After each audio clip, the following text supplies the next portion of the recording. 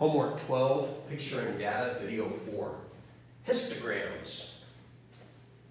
Let's get it right out of the way. A histogram is practically just a bar graph with two main differences.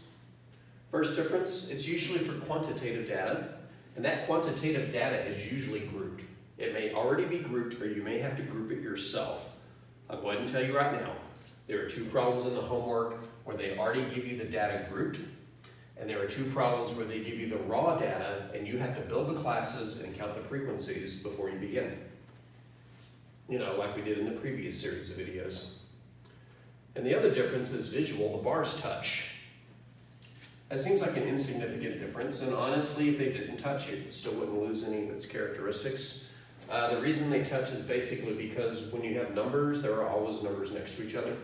Whereas if you have quantitative data like dog, cat, fish, and other, there's no reason dog and cat has to be next to each other. So it has to do with the fact that there are numbers in a particular order and they're next to each other.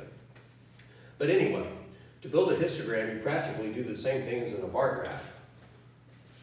Just make sure your bars touch and make sure that the picture can exist on its own.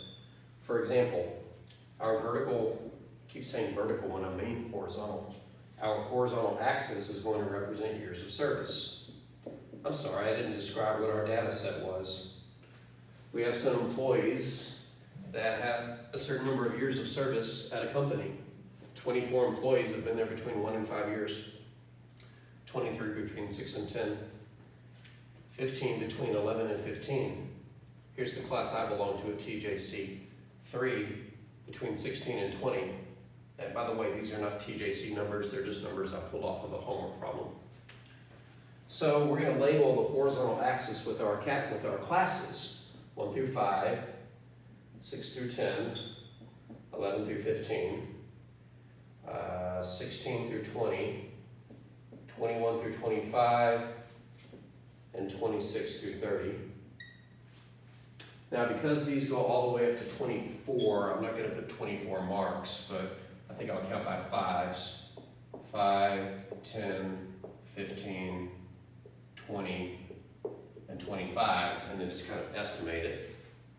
So the first bar would go all the way up to 24, which is almost up to 25. And again, these bars are going to touch, so they should land right in the middle.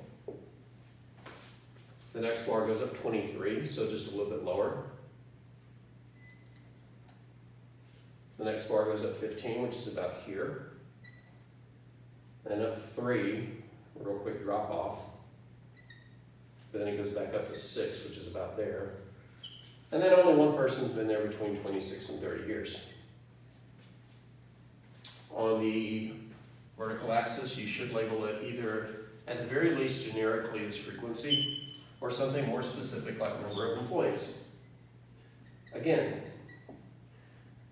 the objective when you're drawing any picture visualizing data is to make it be able to stand on its own without somebody having to explain what is it. Now, there are questions that aren't answered here, like what company are we talking about? So this could be years of service of employees at, I don't know, Sam's Club or something. So you could even give the whole graph a title to make it more descriptive. Now, how do you do this in the online homework? Well, honestly, the same way that you do it for the bar graphs.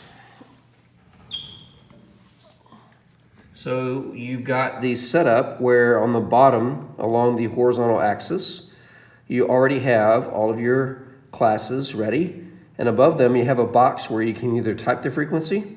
For example, there were 24 employees, then you could hit enter and it will raise the bar for you.